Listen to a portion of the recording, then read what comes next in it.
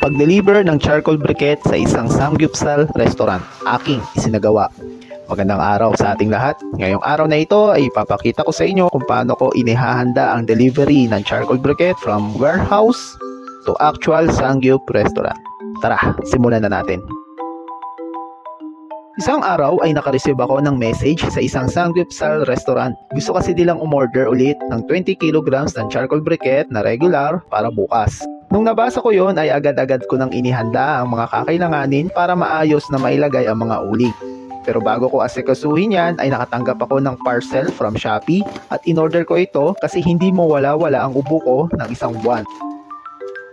Ayan, saktong-sakto sa mukha ko. Hindi masikip at makakahinga ka pa rin kahit saradong-sarado ang bawat butas nitong gas mask. Kinabukasan ay chinek ko muna yung drying area ko sa loob ng aking greenhouse.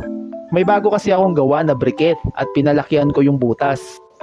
After that ay nilinis ko na yung packaging area ko. Inihanda ko na rin pala yung timbangan. Ito nga pala yung warehouse area ko na kung saan ay pwede ko nang ipackaging yung mga tuyong uling. Yung kanina nga pala ay drying area ko yun. Kung napapansin nyo is halos ubos na ang laman ng rack ko. Dati puno yan. Ito nga pala yung itsura niyan dati. Ngayon is paubos na yung laman, lalong-lalo na yung regular ko na charcoal briquette. Mura kasi yun kumpara sa premium ko. Mas mabilis kasi ang burning time ng regular ko, mga 2 oras. Yung sa premium naman ay 3 to 4 hours at medyo pricey din siya. Anyway, sinimulan ko nang ikamada ang mga ulig. 2 boxes nga pala ang need ko, tig 10 kilo kada box. Dapat maayos ang pagkakamada ng mga ito. Hindi yung basta bara-bara lang. Nadudurog din kasi ito kapag wala sa ayos ang paglalagay nito.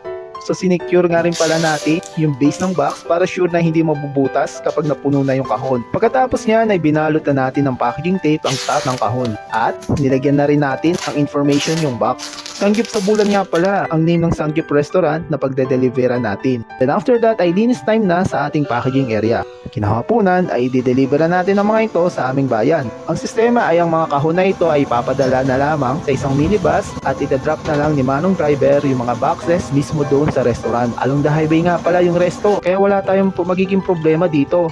At saka may papel naman akong nilagay doon sa box na may contact number ng restaurant. So matagal ko na po itong ginagawa. Siguro mga 5 deliveries na and never pa ako nakaka-receive ng complaint na hindi dumating yung order nila. At ayun na nga, andito na po tayo sa waiting area and ayun nga pala yung mga boxes na ipapadala natin sa kanila.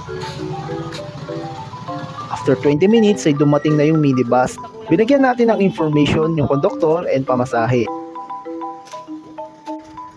Bye-bye 20 kilograms charcoal briquette, pupunta na sila sa Bulan, Sorsogon.